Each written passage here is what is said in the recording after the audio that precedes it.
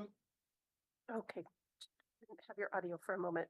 Commissioner McClendon has let us know that he won't be able to attend. Commissioner Monteblanco. Excuse me, Emily, he's in attendance. Oh, I'm sorry, he's not. Never mind. Okay, Commissioner Monteblanco. Present. Thank you. And Commissioner Whips. Present. Thank you. Commissioner Will. Present. Vice Chair Maury Bidu. Present. And Chair Lockwood. Present.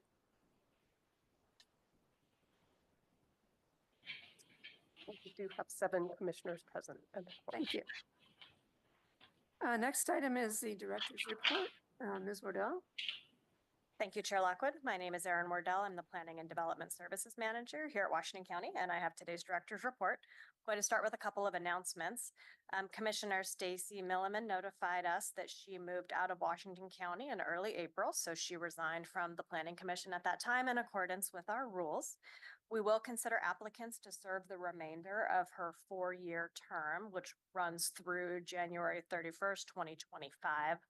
Per the PC rules, the appointee will be eligible to serve 2 additional 4-year terms once they've completed the rest of Commissioner Milliman's term. So our current recruitment period goes through May 15th. If you know qualified folks who would make really good planning commissioners, please encourage them to get their application in before then. To date, staff have interviewed 5 eligible planning commission candidates, and we will be taking that recommendation to the board moving forward after we pass the May 15th deadline. I do want to recognize that we wanted to have a recognition event for our outgoing planning commissioner. So that would have been Commissioner Milliman, Commissioner Dye, Commissioner Havener, and Commissioner Podar.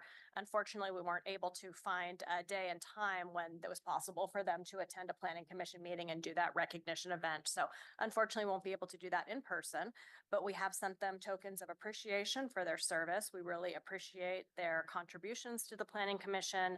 All of them made significant contributions to the Planning Commission during their terms. We addressed a lot of really important topics and some really important recommendations to the board on topics like housing, natural resources, and transportation planning. So we very much appreciate all of their dedication and their time that they contributed towards our Planning Commission. Moving on to other announcements. On April 2nd, the board unanimously approved Ordinance 900, which made minor amendments to the county's transportation system plan. As you may recall, the Planning Commission had unanimously recommended that to the board back in February. We've been doing a lot of community engagement on our significant natural resources project, which you just had a work session on, and we'll have some upcoming work sessions and then an ordinance on. We have had really good attendance. We had 2 in-person events and 1 virtual event, and so received a lot of feedback from the community, and that will inform our comprehensive plan policies and development review standards. We did have some questions at our last meeting, the work session on that topic from the Planning Commission. And so attached to your meeting agenda today was a memo outlining responses to those questions. And so if there's any other questions from the Planning Commission, please let us know. And that work on that project is of course ongoing, so we'll be getting you a lot more information. And then 2 fun announcements. May is Bike Safety Month, and it is also Building Safety Month. So 2 proclamations that our Board of Commissioners made last Tuesday. This month is also the West Side Transportation Alliance's Active Transportation Challenge. This is a friendly competition for people who live or work in the county and commute via walking, biking, scootering, or skateboarding. So please reach out to staff if you'd like more information in participating in that. For today's meeting, you'll have 2 work sessions. We will be receiving an update on our short legislative session, and then we'll be doing a briefing on our climate-friendly and equitable communities parking reform. And then upcoming for your May 15th meeting, we are still making a decision about whether or not to have that meeting. At this time, we're thinking we may have a training on Robert's Rules of Order and possibly a work session on significant natural resources. But if we make the decision to cancel, we'll communicate that by email to the Planning Commission after we confirm with Chair Lockwood her direction on that. And that concludes the director's report for today. Thank you. Are there any questions for Ms. Wardell?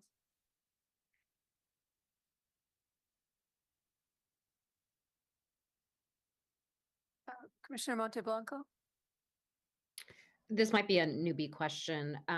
The public feedback that was received at those public events, will those be shared with us?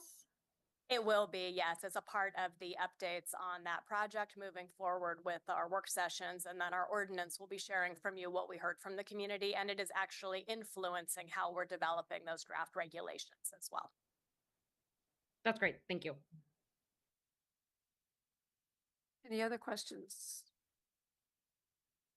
Yeah, I'm not seeing any, so thank you. Next item is public communication. Do we have anybody signed up?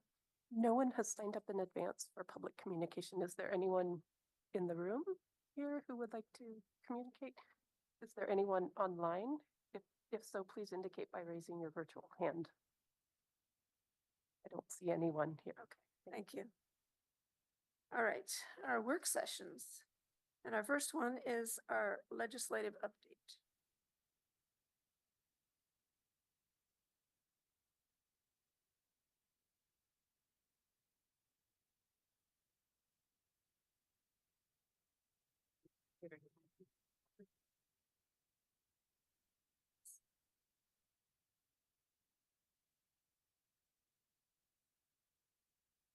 Hi, Chair Lockwood, Commission. My name is Carly Silva Gabrielson.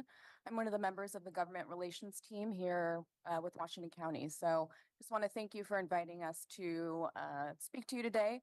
We're going to go over a few slides that essentially details the legislative items that came out of the interim session that's going to be guiding the great work that the county is going to be doing here. And I guess I'll also introduce my colleague, Jessica Peltz, our policy analyst, who many of you probably know. I'll turn to her in a few moments. So our first slide is on House Bill 4063, which is referred to as the Omnibus Housing Bill. This bill requires the counties in the metro region to develop a housing capacity analysis and housing production strategy for specifically the urban unincorporated areas within metro. And within the metro urban growth boundary. What we're going to do is move on to next slide is Senate Bill 1537. But I did want to flag on this first slide that some components of House Bill 4063 and Senate Bill 1537 have some compatible language, such as referring to the opting in provisions and some of the other issues. So if you read those two bills, you will see some identical language, which can be confusing at first. Could I ask a question? Oh, of course, Chair. Is there a date by which the analysis has to be done? That is a really, really great question. I'm going to turn to Teresa. Thank you. So something that Carly was probably going to point out is there is rulemaking that's going on with these two bills that she'll be talking about, specifically on the county now needing to do the housing capacity analysis and housing production strategy. Some of that I think will be discussed through that rulemaking. The Land Conservation and Development Commission is the one that sets the schedule for that work. They recognize that the metro counties haven't done this before, and so hopefully they will put us on a later track to start the work.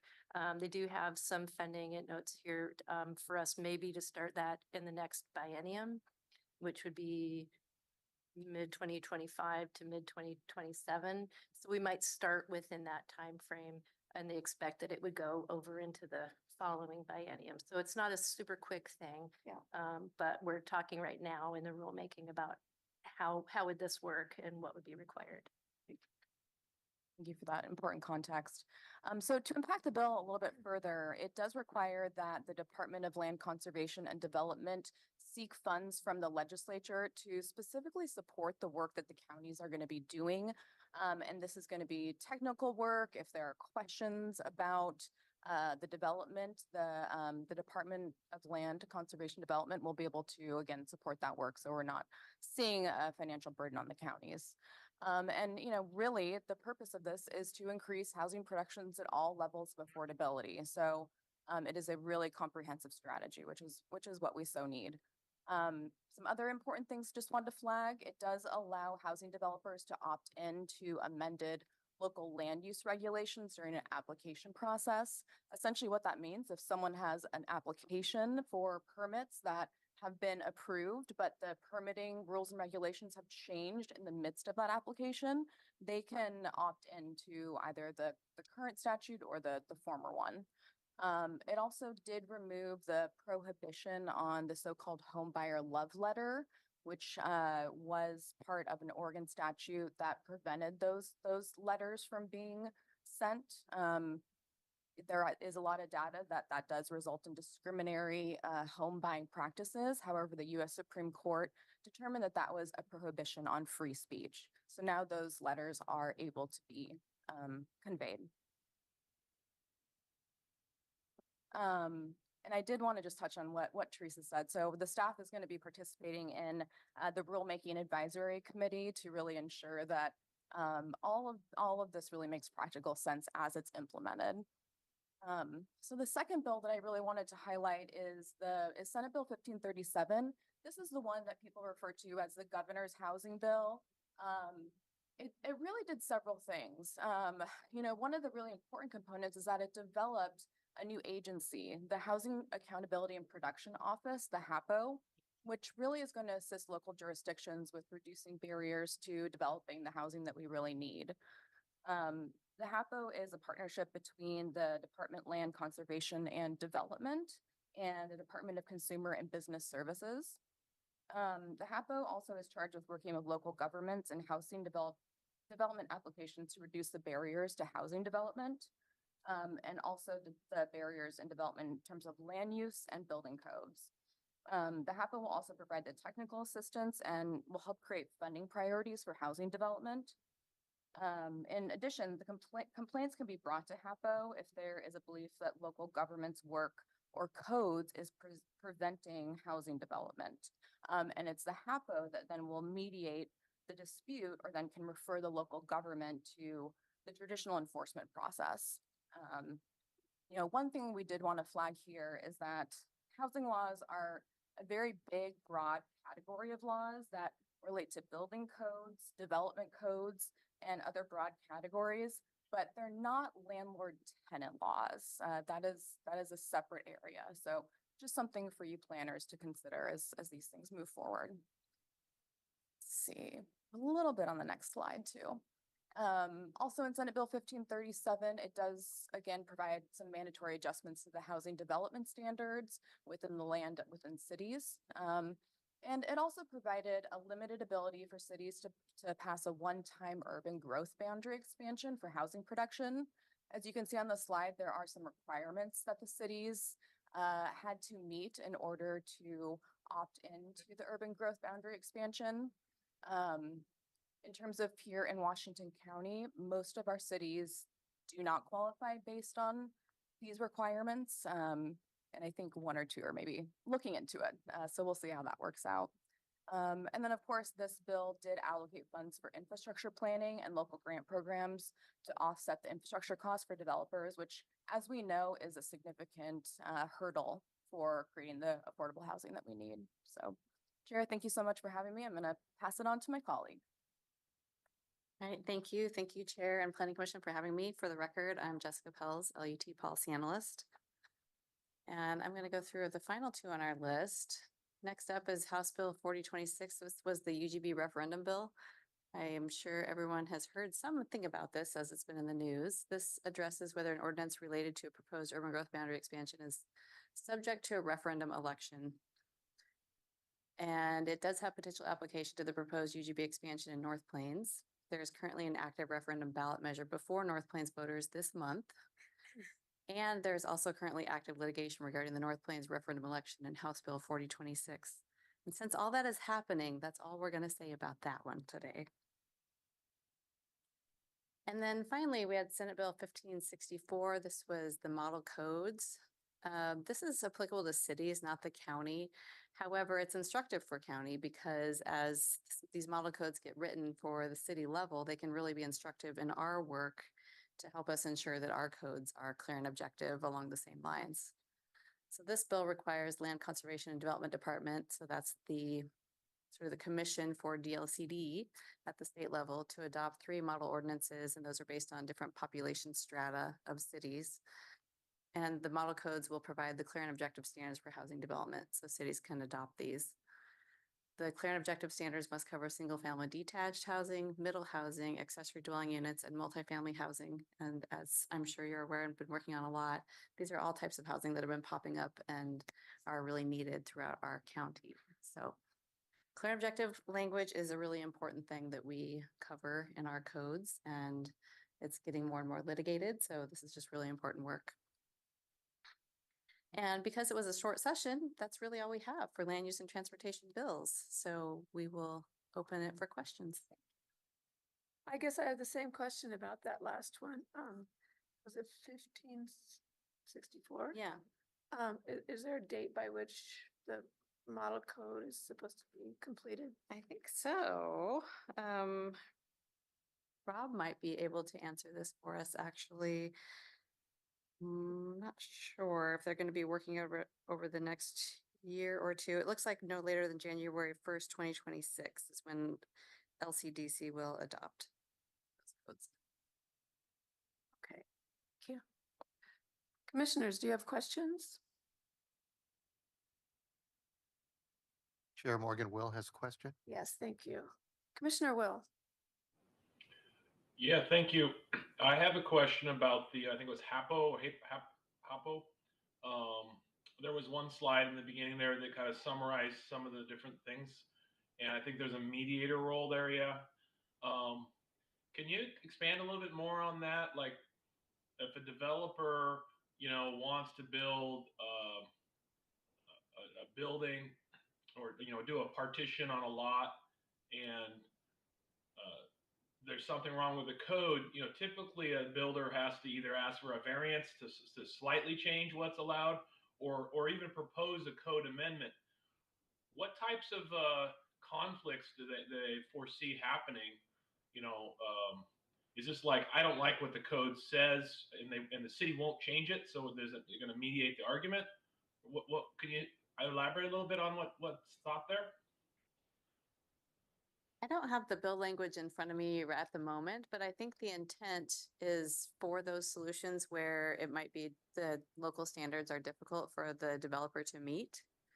And I think this is something that would be addressed through the rulemaking process, actually, because this is just the bill that creates the HAPO and says what they need to do. And then the rulemaking is what actually gets implemented. Okay. And Rob, feel free to jump in there. Or Teresa, if you know any more than I do. I think that's a good description. Good, okay. Okay. So in closing, the exact types of conflicts are yet to be determined in the rulemaking process, or was there like some conflicts that we heard about from like the process that there seemed to be no solution to, and they needed a venue to? Was there any examples at all of a type of conflict?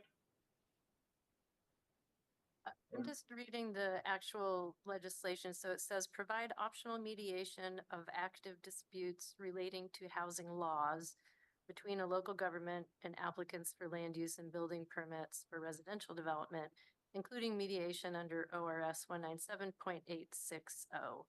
So I think probably that is something that will be sorted through a bit in the rulemaking, because that's not very descriptive. It's right. And I think typically when they are writing this language, they do have examples in mind from their constituents or the cities they represent, but then it gets sort of smoothed out and made broad in the state law that gets passed. So I'm not privy to what those conversations were during the writing of the bill, but I think that it will be worked out in rulemaking, and we can continue to report back to you on how those conversations go.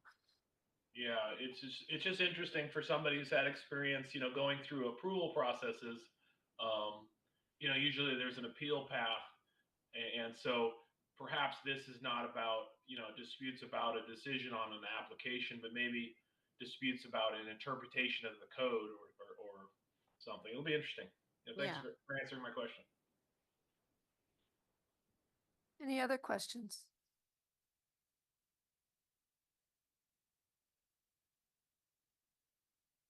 Not seeing any. Thank you both very much. Thank you.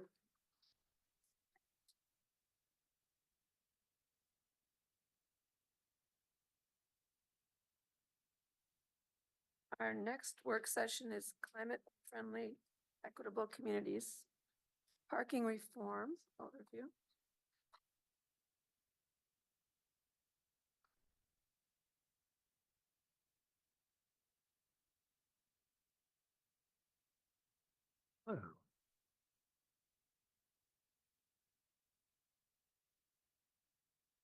Good afternoon. My name is CJ Doxey. I am a senior planner with the transportation team on the long range planning. I have a presentation to share with the Planning Commission on climate friendly and equitable communities, in particular, talking about the parking reform, the requirements, and some recommendations for discussion on how to move forward with this. Let's go ahead and, who has control over the slides? Thank you. Oh, I have them here. You have all the All power. right, there we go. So I will, this gives an overview of the presentation materials that I'll be presenting on right now. I'm going to give a little bit of a background on the state requirements, climate friendly and equitable community requirements. We'll talk a little bit about recent updates, both parking related and in particular as they relate to climate friendly and equitable communities. And then I'll go into more detail about some of the state requirements and how they apply to the county. And we'll wrap it up with a little bit of discussion for some feedback on recommendations. So the climate friendly and equitable communities is a recent rulemaking effort that is a fairly comprehensive change to transportation planning as we know it in the Portland metro area. The TPR is significantly rewritten in many respects, and it applies to all the MPO areas. For us, that means the Portland metro area, which we are a part of, we are subject to those requirements. It does also extend to other aspects beyond transportation planning, as it touches on land use planning, development regulations as well. And in a nutshell, it does require us to make some fairly significant changes to how we manage our parking requirements. So in terms of recent planning efforts related to parking requirements, we as a county have led our own initiative, several efforts to reform and right size our parking requirements. The most recent one being the right sizing the parking code, which made changes to our development ordinance in 2017, I believe. And what that had done was it added shared parking requirements, adjusted the parking minimums, and allowed for parking reductions to the minimum parking requirements, included some design and operation requirements for how we design our parking lots, and included language for allowing preferential parking. I mention this because some of the changes that were made to the state requirements, we were in some respects ahead of the curve there, but we'll still need a few more changes that are necessary. As far as the CFEC rules, climate friendly and equitable community rules, parts of it have gone into effect already. And those parts that have gone into effect beginning January 1st, 2023, we are applying the state rules directly in a couple of respects until we codify whatever the remaining requirements are.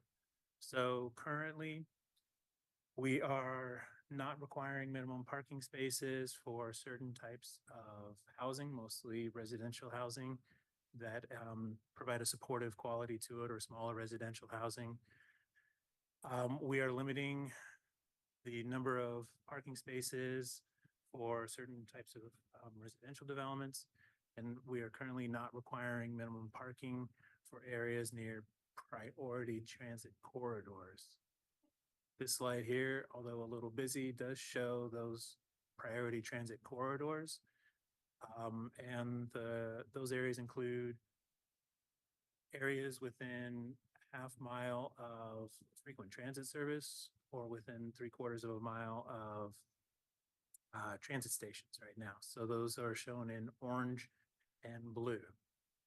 What's not shown here, but I will point out, is that these rules also apply in the same respect to cities as well. So they are applying these requirements in a similar manner currently. That is until they adopt the remaining requirements. Some have, and others who, like us, have requested deadlines would be required to adopt these by the end of 2024. Could I ask a question? Please. What's the purpose of the changes? So climate-friendly and equitable communities is rulemaking effort that was initiated by the governor in response to greenhouse gases. So studies have shown that greenhouse gas efforts to reduce greenhouse gases, we're not on track to meeting those targets according to DLCD. This rulemaking effort is one avenue to help us achieve those goals. And with that in mind, transportation being one of the sectors that has the largest impacts in terms, or some among the largest impacts in terms of greenhouse gases. The effort here is to minimize those through a heavier focus on land use requirements, or making our transportation system much more multimodal than we're planning. So are you, this is about reducing the number of required spaces? So the parking requirements, and I'll get into some of those details in a subsequent slide. But in a nutshell, yes, we will be reducing parking requirements. Right now we've reduced the minimum where we apply minimum parking requirements, as shown on this map here. A spoiler alert for part of the staff recommendation is we'll be expanding that, how we apply minimum parking requirements to other unincorporated urban areas. Thank you. I could back up a little bit, just big picture. So going back in the Wayback Machine to the year 2020, the governor released an executive order that basically said, take action on climate change across the state. And then various state agencies, including the Department of Land Conservation and Development, interpreted that executive order in a variety of ways and made some new rules. So DLCD's rules applied to all MPOs across the state, not just Portland Metro, but there were some specific ways those rules are being implemented in Portland Metro, which we are responding to. So moving on to the regulatory changes that I'll be providing a little more information on. The bullet points here touch at a high level what those topics are. They have to do with how we regulate parking lot design requirements, requirements around electric vehicle charging, some changes to our parking maximum requirements, and changes to our parking minimum requirements. I noted it earlier, but again, our deadline for complying with these state requirements will be the end of the year this year. So as far as our parking lot design requirements, there are a few elements or standards that we'll need to incorporate into our community development code. This first slide applies to all parking lots over half an acre of size, and the requirement is that we would need to require developers to either provide trees along driveways, and driveways are very loosely defined in DLCD guidance, or we would require a 30% tree canopy coverage over parking lot requirements for parking lots. So running some rough numbers, a 30% tree canopy coverage requirement or a half acre lot, assuming that the trees range between 6 to 1,200 square feet each, that would be anywhere from 5 to 11 trees in a half acre parking lot. What I don't show here is a half acre parking lot. To give you an idea of the size of that, that could be anywhere between 40 to 60 parking spaces, depending on how it's designed. That's roughly the size of a parking lot for a fast food restaurant. So if you think of a typical McDonald's, it'll probably come close to half acre size. In addition to these requirements, the state rules also have what they're calling climate mitigation actions. And they give us the option to choose one of the 3 bullet points listed here. And those will be on top of the requirements I showed on the previous slide.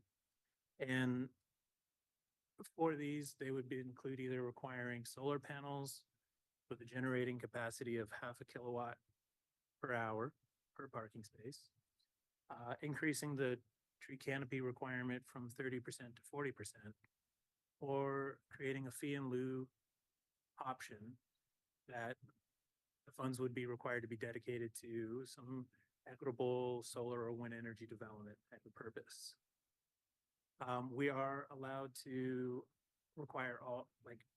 allow all 3 of those options as a requirement. So our recommendation at this point would be to allow all 3 of those to be an option, as if a developer or an applicant comes in and says they're going to build a 0.5 acre parking lot, we would give them the choice for meeting one of these 3 requirements, or all of them if they want to. A couple quick tidbits of information about those.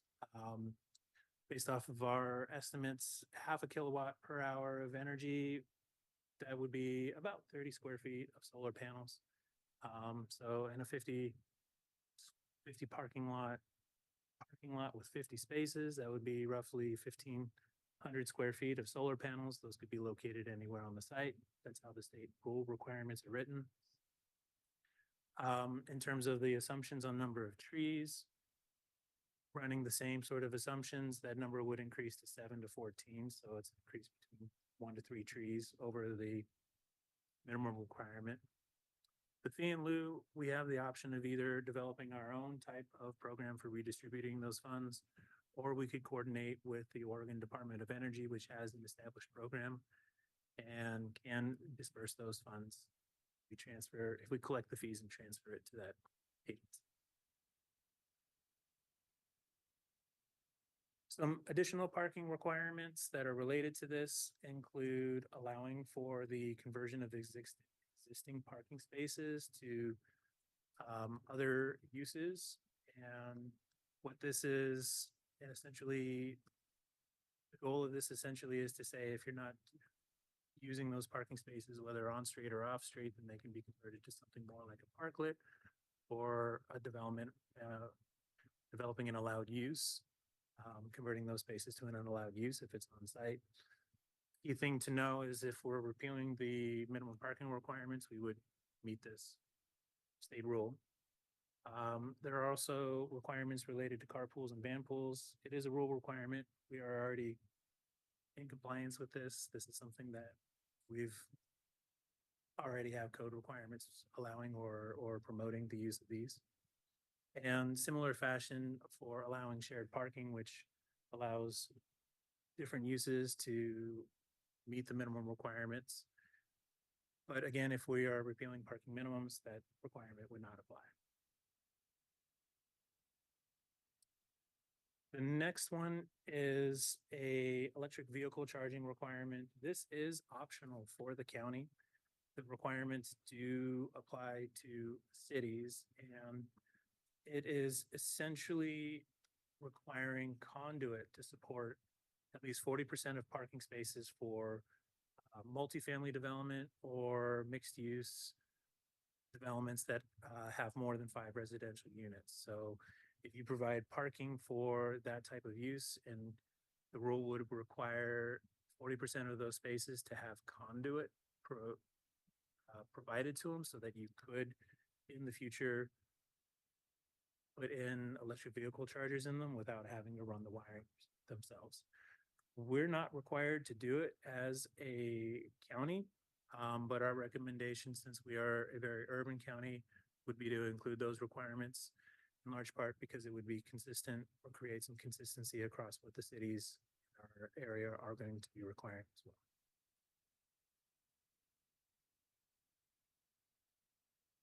Parking maximums. We currently regulate this already. We have a lot of requirements that establish parking maximums for various uses.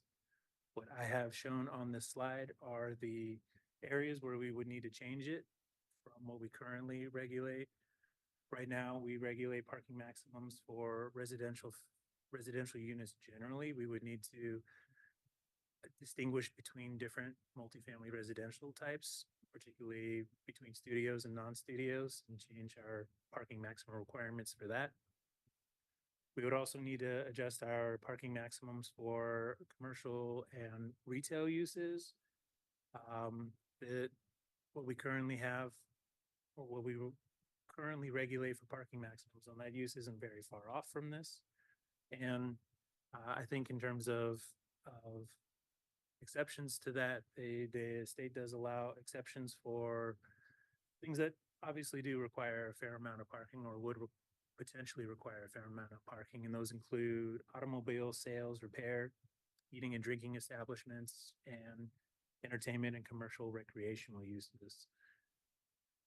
A new parking maximum requirement, which is unique because typically parking maximums apply to uses, a specific use has a maximum tied to it. This new rule requirement would apply to any use that has more than 65,000 square feet of building area. And if a use proposes any sort of development that exceeds that threshold, we would be required to limit the amount of surface parking area that they provide to a 1-to-1 ratio of the building floor area. So the obvious entity that comes to mind would be the Nike campus. So they have a large campus there. They would be, if they provide surface parking, their surface parking would be limited to the building floor space there. I think in that case, I know they do provide structured parking. Structured parking is exempt from this. So the idea is that these requirements would try to maximize the use of land and not take over large areas. Next, I'll get into what I'm calling parking reform options. This slide kind of gives a little bit of an orientation in terms of some of the options that the state allows us. The blue box is what we've talked about right now. In terms of additional optional requirements, they can be summed up into 3 kind of categories. One is simply mover minimum parking requirements in urban areas. The other 2 are very related, but have some nuances to them, and those include reducing requirements for certain developments, key areas, and adopt market-oriented parking policies, programs too, or further reduce minimum requirements for more developments, more areas, and adopt some market-oriented policies. So our recommendation currently is for repealing minimum parking requirements in urban unincorporated areas. For us, this map shows where that would apply. It's the areas within blue. This would not apply to rural areas. No requirements, no state rules are requiring us to make changes to our parking requirements outside of the Metro UGB. And again, cities inside Metro are also subject to these same requirements, which I've shared right now. And some have already started repealing their requirements. In fact, I want to say Tualatin just adopted a repeal recently in the last month. So I saw a little notice on that yesterday. In terms of what those other options are, I think from a compliance perspective, it would be prohibitive to the point of being infeasible to try and adopt one of these other options within the 2024 required deadline. So this is technically for informational purposes at this point. If we do want to change our approach in terms of how we manage parking, we could back up a little bit, so to speak, and adopt fairer parking policies or adopt a reduced regulation approach. Both of those options, we would still not be allowed to require minimum parking or basically require minimum parking in certain areas. We would have to adopt new parking programs that would regulate how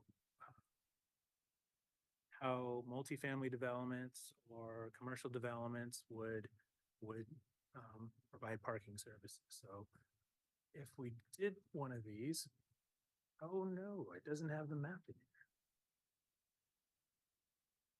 We took that out. it. Yeah, no, yeah, I think you're right. I do remember that. So I'll leave that there. So starting to wrap this up, the recommendations from staff would be to remove the minimum parking requirements, amend and expand our parking maximum requirements to all urban unincorporated areas, and add all the climate mitigation parking lot standards, all the parking lot requirements as required by the state. And with that, I think we'll open it up to some questions to help guide discussion here. I would like to hear from the chair and commissioners what your thoughts are in terms of our staff recommendations, and in particular, if you have any concerns or challenges that you foresee with either implementing them or after implementing our recommendations. And again, if you have any feedback for us in terms of suggestions on how we might modify our approach here. Thank you. Thank you. Maybe it'd be helpful to go back to the recommendation slide. And I believe Commissioner Kaiser has his hand up. Can you guys hear me?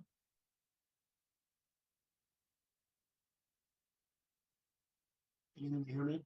Yes. Yes. Just making sure. My first comment would be that in part, this looks like the nursery industry got involved because every parking lot's going to be covered in trees. But I get where they're going here. I mean, I understand it.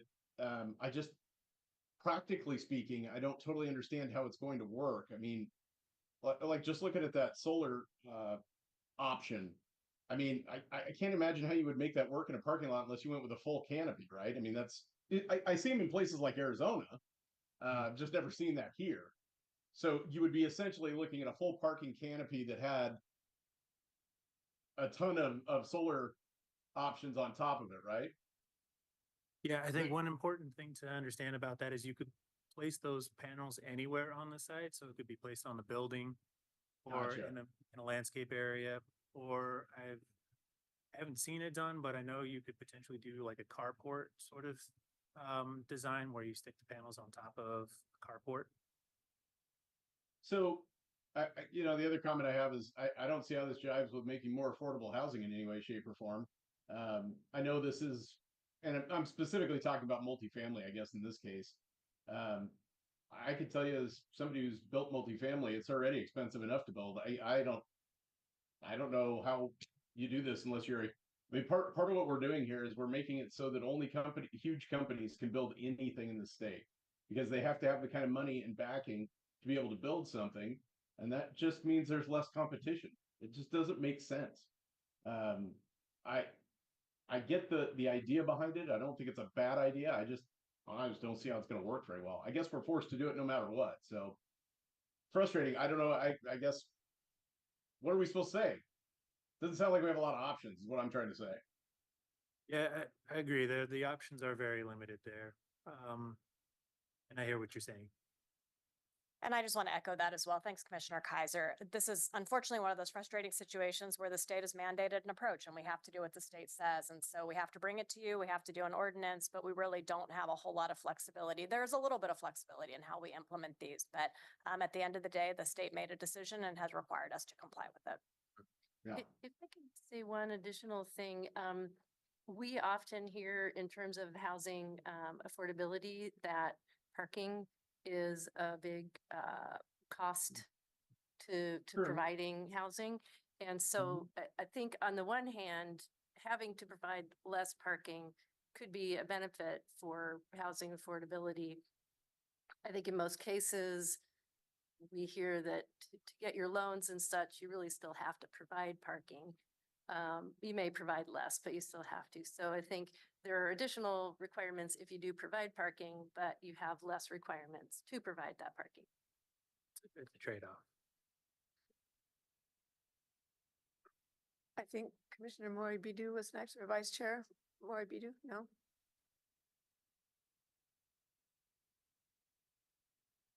Commissioner Fry was next.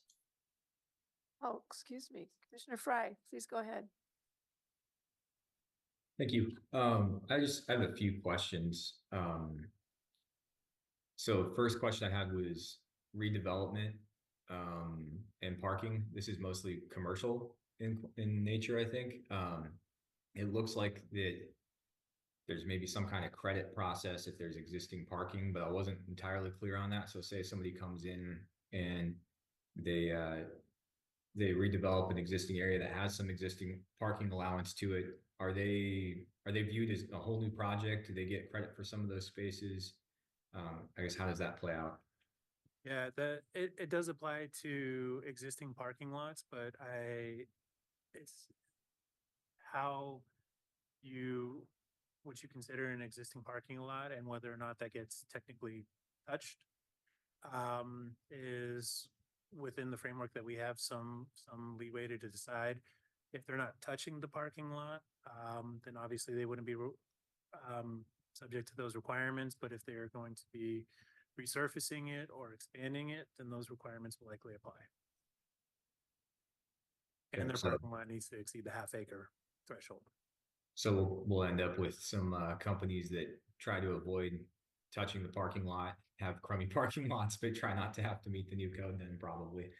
So the next question is more about residential. Is the county looking at changing road widths? If we're eliminating parking requirements, or we're saying we only have one required parking unit for residential or parking space for residential, all of the county road standards are built around certain parking expectations for the widths. And as far as I know, we're still seeing requirements come down from the county that say you have to have whatever width road because of parking. But if parking's not required, shouldn't those all change? So these standards are applicable to off-street parking, so developing on a site. We are not proposing changes to our street widths or our on-street parking requirements at this time. Right now, we do have on-street parking requirements that are applicable to single-family development, both attached and detached, where if you do one of those types of development, you are required to satisfy an on-street parking requirement associated with it. That's something that we, based off of these changes to minimum parking requirements, are aware of, and having some discussions about how to handle that. I think recognizing that by eliminating or removing the minimum off-street parking requirements, the idea, and I'd say pseudo expectation, is that we are basically removing ourselves as the county from being the regulator of that and letting the market dictate what those off-street parking requirements are.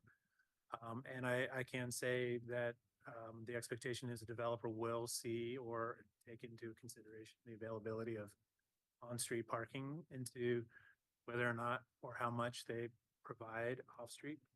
I do know, or I do have the expectation that by removing minimum off-street parking requirements, we will see an increase in on-street demand. And I think that'll be a discussion that we can start to have, but we'll certainly have down the road as the demand for that increases and how we handle that. Okay, so it's only gonna reduce the need for, I guess, private parking, but it's not gonna reduce the need for on-street parking. So those two standards are a little bit at odds. And I guess if we're talking about climate and equity and cost and things like that, then the street parking, I guess I don't see how you leave that out of the discussion. I think it definitely needs to be considered moving forward if we're trying to reduce all these parking requirements, but we're still saying you have to have neighborhoods that have cars lined up and down the roads. It just doesn't make any sense. They're just in conflict. And my last question is if you can kind of repeat for us a little bit, just quick overview on the multifamily, the effective changes to multifamily. This is kind of getting to Commissioner Kaiser's question a little bit in terms of costs. What is the multifamily additional cost expected, not cost per se, but what are the things that will impact cost on the multifamily changes? As a quick summary for me, please. Right, so in terms of cost to a multifamily development, based off of these recommendations, the cost would be a factor of whether or not they provide parking and whether or not that parking is over half an acre of size. Assuming a multifamily development provides more than a half acre of parking, then the costs would be related to landscaping requirements, the tree canopy requirements. At the very minimum, it would be 30%, could go up to 40%, or it would be 30% plus plus adding solar panels or paying a fee in lieu on those as well. The additional cost to it would also be related to providing electrical vehicle conduit to 40% of those spaces.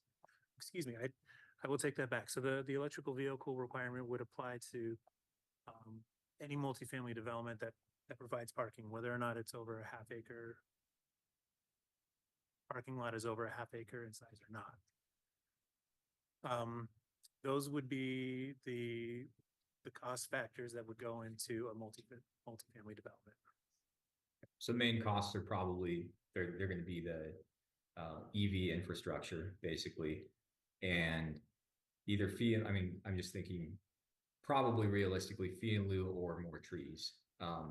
Yeah, maybe somebody will put solar on a structure and kind of work it that way. And it'd be smart really to sell it as an amenity on the structure, but then claim it for the parking lot credit. But I'm guessing, you know, the easy thing is going to be the trees and the fee in lieu approach. But yeah, definitely some cost, but fairly controlled, I guess, in some ways. Thank you. Right. You're welcome. Vice Chair Mori Bidu. Thanks, Chair. I had a quick question and then a comment. In terms of the fee in lieu, is that calculation determined by something that the state's putting together, or is that something that is done on a jurisdictional basis? The minimum for that is, and I want to confirm it, but it's $1,500 per space.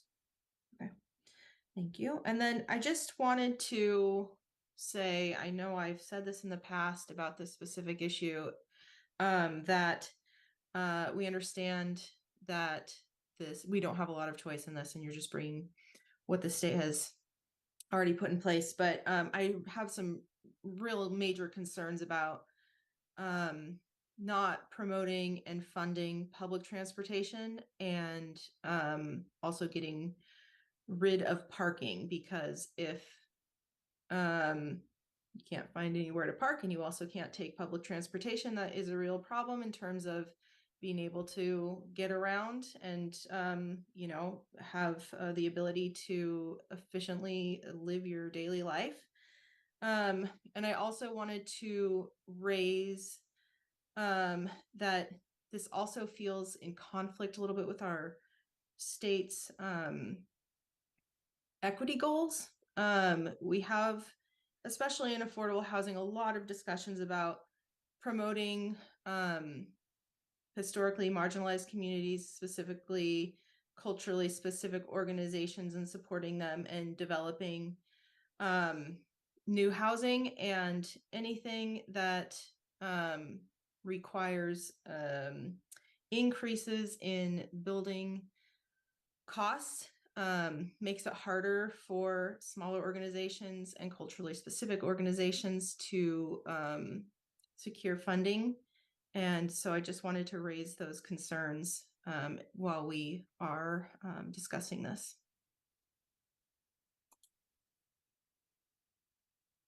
Commissioner Monteblanco.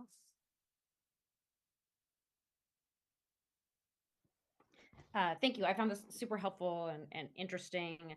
I ultimately really like what was presented. I don't see it in conflict with the affordable housing goals for the state, nor do I see it in conflict with what I think the county has centered around equity. When I think about the affordable housing needs and how parking requirements have been a cost barrier. And I appreciate, I'm really messing up with everyone's names, and I appreciate when I'm there and I see the table cards, but I know a staffer mentioned this. So I just want to echo that as a barrier that will not be the same since it's being changed.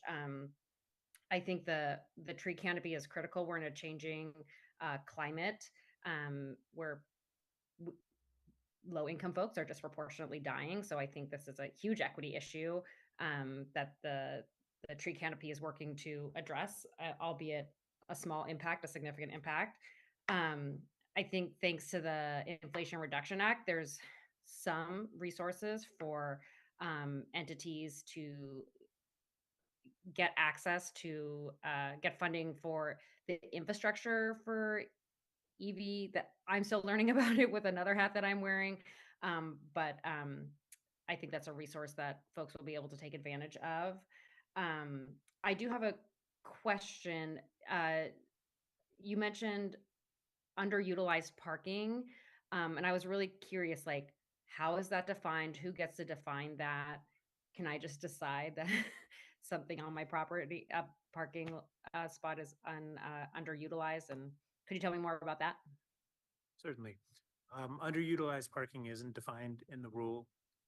DLCD does provide some guidance on it, although I would say that that's also fairly minimal. Underutilized is would be left to the jurisdiction to establish what that would mean exactly, but the intent behind it, according to the guidance, is if you're not using on-street parking spaces, if you're not using it, that could potentially be used as maybe like a parklet or outdoor seating for a restaurant. For on-street parking areas, if those spaces aren't being used, you could, and an applicant would demonstrate that that's underutilized in some respects, then they would be able to convert that to an allowed use within that zone. How we go about saying whether or not that's underutilized is something that would require more discussion. Okay, thank you. And I appreciate hearing all the perspectives very much.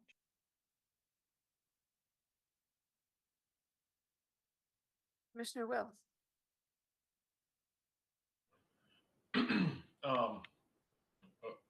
Commissioner Moribadu, did you just have a follow-up question? You have a new question? I have a new question, so go ahead. Okay, thank you. So I have a couple questions. To just clarify, the state is saying you must remove parking minimums across the entire county, or we have a choice we're choosing to make it only in the urban area? Yeah, there's a little bit of nuance here, and those options I presented, I'll go back to that slide real quick. So these are options that we could do instead of repealing parking minimum requirements. But to establish or comply with these parking requirements would require establishing new programs and policies that would take us a fair amount of time and to establish some of those or meet those requirements. We wouldn't be able to do that by the end of 2024. So with that in mind, in order for us to be compliant with state requirements, we do have to do that first option. If we want to consider those other options, then we can have those discussions and go into more detail about what that would be. I'm happy to give a little bit more information on what that would be right now, just to give you an idea of what those are. Well, the reason why I ask it is twofold. If we take away minimum parking requirements, that's actually quite easier than putting them back in all of a sudden. And so that's one of the things I'm reluctant to get really behind, just wiping them out, even though you're saying the reason why that's the recommendation is because we don't have time or capacity to come up with some details for these options. Right. But the second reason why I'm thinking about it is I don't know if you had a slide at the beginning or if that was the previous presentation where there was like a highlighted area of parts of the county within a half-mile walking distance to a major transit route. Yeah. Yeah. You- Yeah. So like that's my big concern is not I'm not concerned about development within the short distance, half a mile or 3/4 of a mile, as the case may be. I'm more concerned about people taking advantage of no parking in areas where you can't walk to a bus stop, and how that will negatively impact the residents, whether they're owners or renters, who buy these new units, or who shop or work in these new commercial areas with less parking available. And I appreciate how you say it's sort of like we're going to let the market figure it out. If they want to sell these products successfully or have them be economically successful, they'll pay the money to plant the trees and build a big enough parking lot. But I just wish the county would have the ability to limit it to areas that are within a certain distance, like a reasonable distance to walk. My second concern is, it kind of goes back to what we talked about, was it a year and a half now ago, with the middle housing, where there was a discussion about whether the county could require sidewalks, for middle housing. And that's another disappointing thing is that if the county could say, oh yeah, you can have zero, there's no minimum parking, but if you choose to have zero parking, then you better have a pedestrian connectivity to the nearest bus stop. Because we talk a lot about safe routes to school, but nobody talks about safe routes to a bus stop. And so I think that's unfortunate that there's not bandwidth to really address that concern. And I don't really have a solution for it now, but I do want to think about financial, say the market's going to decide. Maybe the county could do something with their fee structure where if a developer chooses to have zero parking but does off-site, pedestrian improvements to connect to the nearest bus stop, like let's say 3 blocks of sidewalk construction, which is unheard of. No developer wants to build sidewalk for 3 blocks off-site, but that somehow fees could be waived or reduced commensurate with that improvement. So that would kind of kill 2 birds with 1 stone, as we would reduce surface parking, which is a waste of land and creates a heat island effect, and it would also improve pedestrian connectivity in the neighborhood and promote the mass transit. So wherever your teams can think about those kind of things, as this process moves forward, I think we should consider encouraging pedestrian connectivity when no parking is provided. If you're in the middle ground, if maybe you're providing parking but just less than before, that's kind of the gray area. It's hard to decide, but I think it's still a concern that those residents in a 10-unit apartment building, there's only 5 parking spaces. Half the people won't have a spot. They're going to have to walk still. So the last thing I think I wanted to say was there was something in there about a 5+ units. I can't remember what the standard was, but I think it was Commissioner Fry mentioned the burden of the costs, or was it one of the other commissioners? Is there any ability? Is this also in the law? Is there any ability to change that to like 8+ or 9+, so that somebody who's a small builder could build an 8-plex unit, and being a small builder of an 8-plex or 6-plex, not be burdened with this extra cost? Yes, that is a possibility, because the requirements that I believe you're talking about are the electrical vehicle charging requirements, and specifically the state rules are written to say that if you are doing a multifamily unit or a mixed-use building unit that has more than 5 residential units, you're required to do 40% of the spaces with electrical vehicle conduit. Yeah. That's optional for the county. We don't, as a county, are required to comply with this. Yeah. However, our recommendation is to do that for the consistency with the cities that are doing it. Okay. And I hear you about the additional cost that goes along with it. And in terms of part of our thinking about this, and we haven't done studies to really flesh this out, but conceptually it comes down to recognizing that there is an increasing demand in EVs, the adoption for electric vehicles is growing, and the need to adopt that is one of the primary means for meeting our greenhouse gas reduction targets from a regional perspective. We're going to see a lot more electrical vehicles coming online, coming on the road, and the demand for those charging units is going to grow. So it comes down to, do you have the cost? Do you put up increase the cost of the development for this now for whatever it takes to put in that conduit, so it saves you some money down the road when you actually put in those charger units? Yeah. Or do you overhaul your entire parking lot to put the conduit and the chargers in at a later point? So there's a trade-off there, and you know, this is part of where the discussion and the feedback is valuable for us to try and find that balance. Yeah. I just think eight is the or 9+. If you wanted to build an 8-plex, if you're a small developer that couldn't afford that, you know, because this is basically pushing the cost down on the small guy instead of keeping it at a rate where the larger people can afford it. So that's my opinion. The last thing I wanted to is just show my hand here. I think it is 40%, like 20, 40, 60, 80, 100%. So in a parking lot, every other parking space would be a tree island. You know, does that make sense? So I just think that 40% rule is outrageous. Percentage of canopy cover.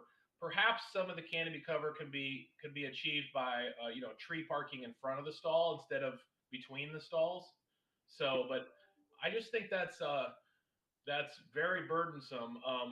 I know when sometimes like landscaping in a parking lot does not count towards landscaping requirements because that's like a different landscaping. So if you know there's a gap between the building and a parking lot, so that any trees in that gap should count. Does that make sense? Because it's really going to be really hard to get 40% tree canopy if you do with tree islands only, you know, as opposed to yeah. So that's like a tree, a parking stall, a tree, a parking stall, a tree. You know, it's very burdensome. And I just thought, I don't know if this accounts to just residential and commercial, but I was just talking with somebody who built a gas station, and it was like virtually impossible to build a gas station because you know you need a lot of circulation and maneuvering area in the parking lot. Mm-hmm. So I think want to caution you to does that apply only to the parking stall surface area, or does it account the circulation lanes and the maneuvering lanes as well? So Yeah. just something to think about. No, I appreciate that. Thank you. Thank you. And I'd actually like to ask CJ to go back to the map that shows the buffering around transit lines, because I want to talk a little bit more about the options that we actually have before us. So if you look at this map, the areas that are orange and blue. Well, I do have one at the very back. Do you want to go to that one? I just want to talk about if we were able to set up parking programs where we would still be able to allow there to be some minimum parking standards. So that's what you're seeing displayed in the blue right now. The areas that are showing up in the red or the pink, given the rules, we would not be allowed to require any minimum parking, even if we were to select one of those alternative program paths. And I think that the other piece of this, it's not just the timing with those alternative program paths, it's that we would be required to set up parking, pricing, and compliance programs, which require capital investment and require additional county staff. And the Board of Commissioners, when given these alternatives previously, said, we aren't in a budget position to be able to entertain doing that at this time. To the best of my knowledge, and I'm looking at the staff who are tracking this more closely than me, every jurisdiction that's complied with these rules so far has decided just to remove the minimum parking because those options are very onerous and very budget intensive, and most local governments don't have additional budget to set up brand new programs at this time. So just for general awareness that we're not unique in having these concerns, and we're not unique in the path that we've chosen. And I will jump onto that. In this diagram here, the blue areas are areas where,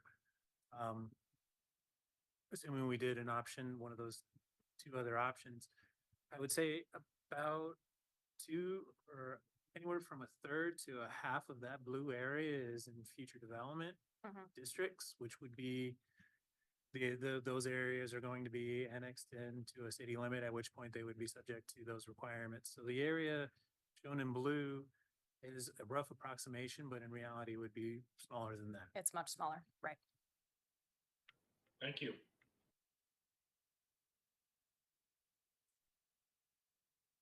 Commissioner Moribidu, or excuse me, Vice Chair Moribidu, but I don't see you on the screen at the moment. Commissioner Fry's got us up though. Commissioner Fry has. I'm sorry, I'm still here. I just had to get off of, I have to be off camera. May I speak, Chair? Yes, you had your hand up before, so please go ahead. I just wanted to circle back to my comment before, after Commissioner Monteblanco made her comment.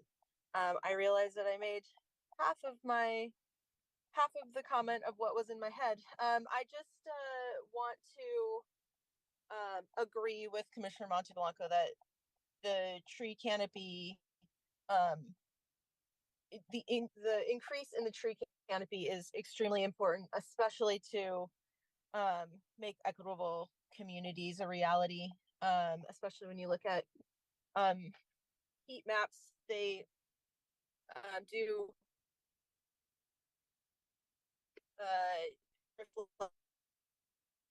communities more disproportionately affected.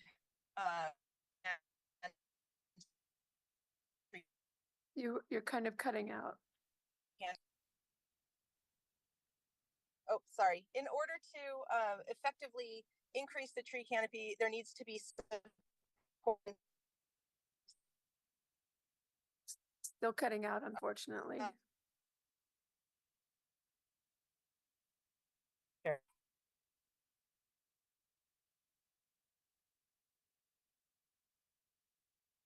Sorry, we didn't hear most of that, but maybe we can come back. Sorry about that. I'll just have to talk at some other point. Commissioner Fry. On the tree canopy, so the canopy is not ground area, right? Canopy is canopy overhang. Is that based on a certain age of a tree, or because I'm assuming like it's not going to be a massive canopy when it's a new tree, right? So how's that canopy defined? Right. Yeah, there's a little requirements about how that is defined is provided in rule. The rule does say that the tree canopy, the size of the tree canopy should be taken either at maturity or at 15 years after planting. So it does provide the canopy coverage requirements does account for some growth in that tree. Right now, based off of those requirements and our understanding of how landscaping requirements and tree canopy coverage requirements are typically handled, we don't have an arborist on staff to make those determinations on what a tree canopy size would be for a given tree species based off of a 15-year point. So we would, in those respects, in those situations where that arise, we would have a landscape architect, or the applicant have a landscape architect or an arborist provide those calculations for us to review. Okay. So I guess, yeah, my only point there was that I was assuming it was going to be at some maturity level, which is, gonna help because, yeah, a new tree is going to have a tiny canopy, or be a really, really expensive tree to get. And then the canopy is going to be greater than the surface area that it's taking from the parking lot. It's still going to take space, but you can feel the heat island effect. It's like, it's very easy to feel that just walking through a neighborhood or a town. Like, so I understand the benefits that they're looking for in doing that. Next question is on the EV infrastructure. So it's running conduit, it's not installing like a charging station, but on the other end of that, is there an electrical requirement? Do they have to have a certain capacity at the panel or something, or what's? It will have to be a larger panel, basically. Okay, so I see benefits to it. I understand that people need to be able to charge. I just want to kind of address that it's not just conduit. It's going to be service cost as well. I mean, I favor it personally. I understand the cost though. I think it's important to remember that there is cost beyond just the conduit, and conduit's not inexpensive, and trenching and labor and all that's not inexpensive either. But it's conduit plus service capacity. And my final comment, I'm just going to rant a little bit on the subdivision residential parking. We're pushing everything to street parking basically with the expectations here. We continue to mandate street parking. We're making less off-street parking, pushing more people onto the street, which I think personally is a nightmare, driving around trying to find a place to park, especially knowing that there isn't transit available, as people have been sharing and stating. So a lot of times you really don't have much of a choice but to drive places. But then also I think street parking tends to be fairly dangerous. It makes it, when people are trying to get in and out of parking, it's obstructing traffic. People step out from behind vehicles. Makes it really hard to see pedestrians and cyclists.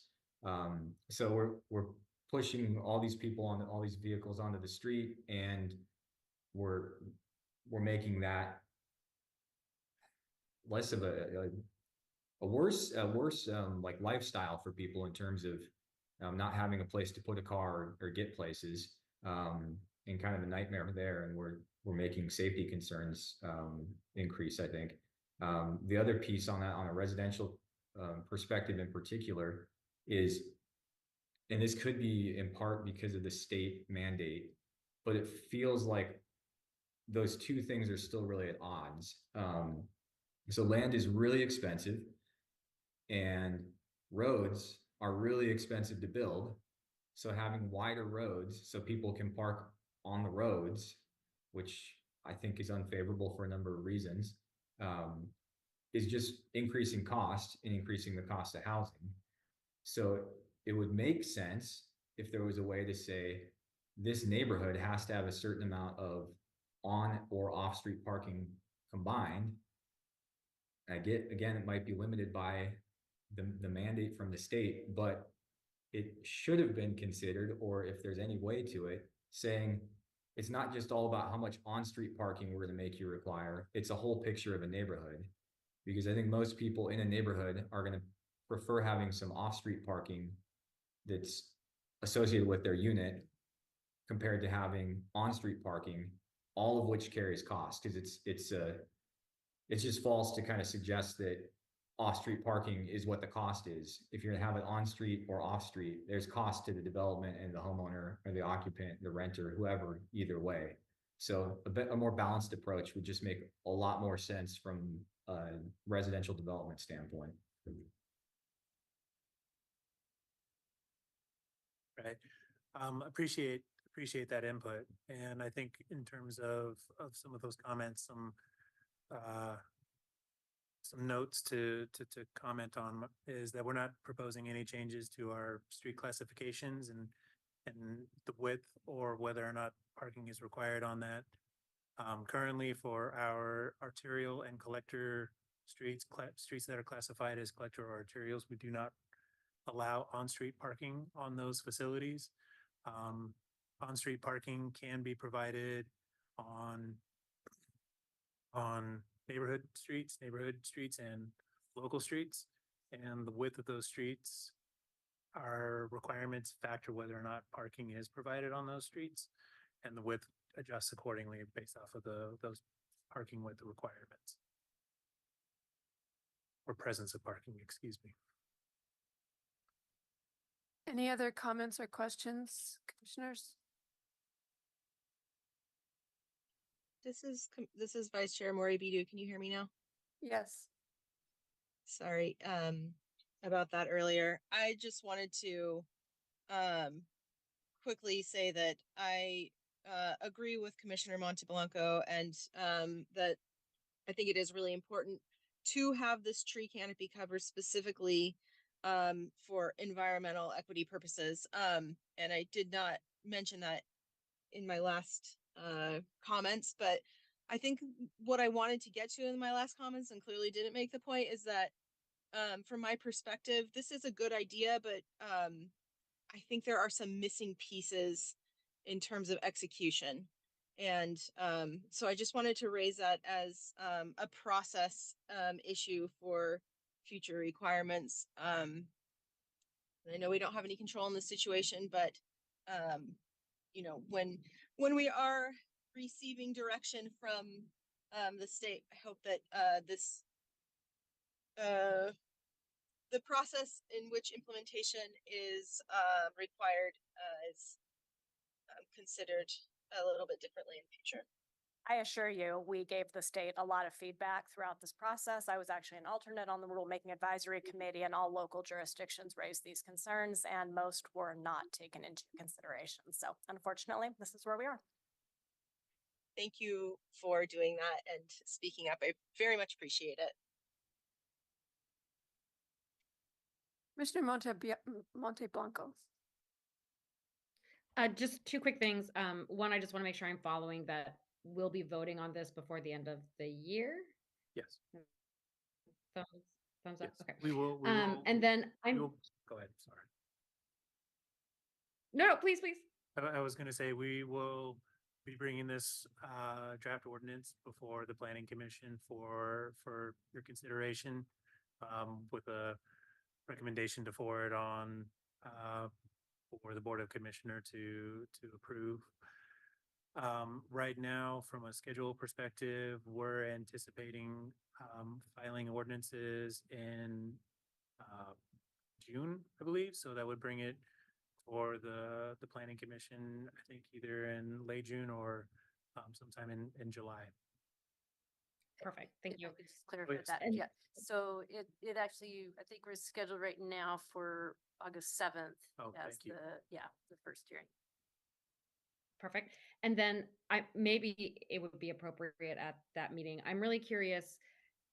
I can imagine that there is a parking lot that sets a good example, and maybe that could be something like it. This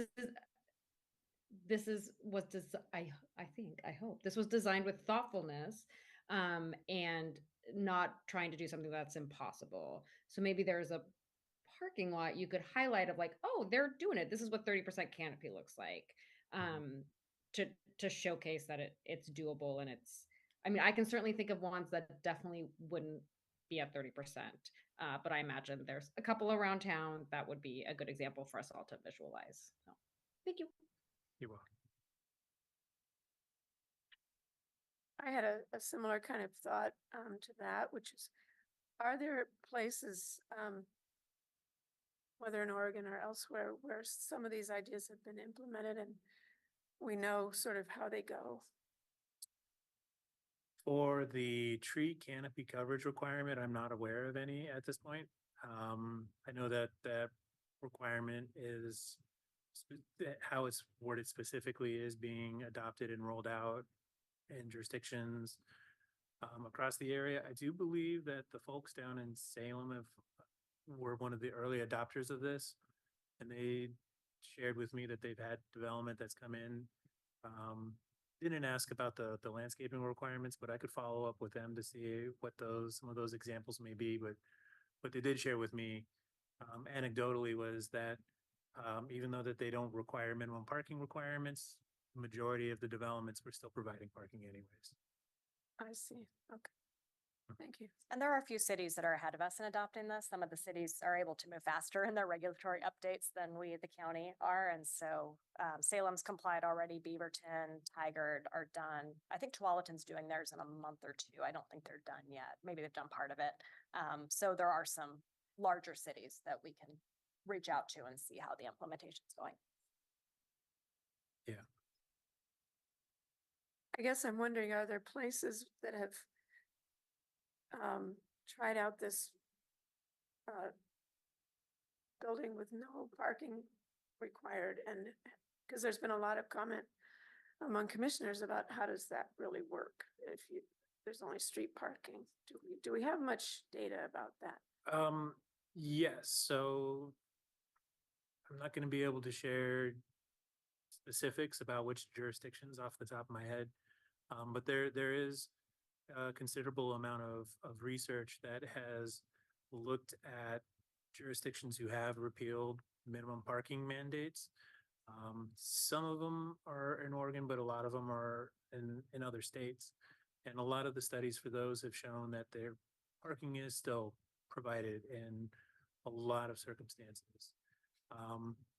Why exactly that is, it could be a combination of the developer seeing a demand for that parking, both from like a portfolio perspective or a perspective, but then a little unclear is when developers are getting loans, the banks who are providing loans will also have those requirements as well, and they differ depending on the bank and the type of use. So those could be reasons why a lot of these places who have repealed minimum parking requirements are still seeing some of those going on. Yeah. Just because we would not be requiring it doesn't mean it couldn't be provided. The idea is that the idea behind the legislation at the state level is that we want to right size the parking, to co-opt the phrase that we used for a previous project. We want to make sure that the parking meets the available demand, and by regulating it through the county or any jurisdiction for that matter, there's a possibility that you could be requiring more parking than is needed. Not always the case, but certainly is a potential there. Thank you. Any other questions or comments from the commissioners? Commissioner Will. Thank you, Chair Lockwood. I just have a follow-up question on the size. Was it a half acre, you said? Yes, correct. How is that half acre measured? Is it measured like by the surface area of asphalt? It's measured around the perimeter of the parking area, including parking stalls and drive aisles. The rule does allow areas for loading to be exempt from that. And there's one other exception to it as well. So I believe it, you had mentioned, or one of the other commissioners had mentioned the challenge around a gas station and the issue around that. So given that sort of example, I could see a gas station, not the actual area where you are doing your fueling, not be included in that calculation, but that's a detail that we would need to look at further. Yeah, it's definitely, there's always exceptions to the rule. The one thing I was thinking about is like just a normal apartment complex parking lot with tree islands. So you don't have to, like, would the tree islands be subtracted from the area because they're not asphalt? It would include the tree islands because the requirements specifically say perimeter.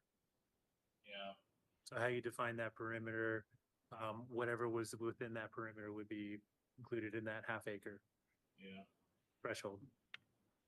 Yeah, I would, I guess I have sort of two things. I personally would prefer it to be like an acre of asphalt.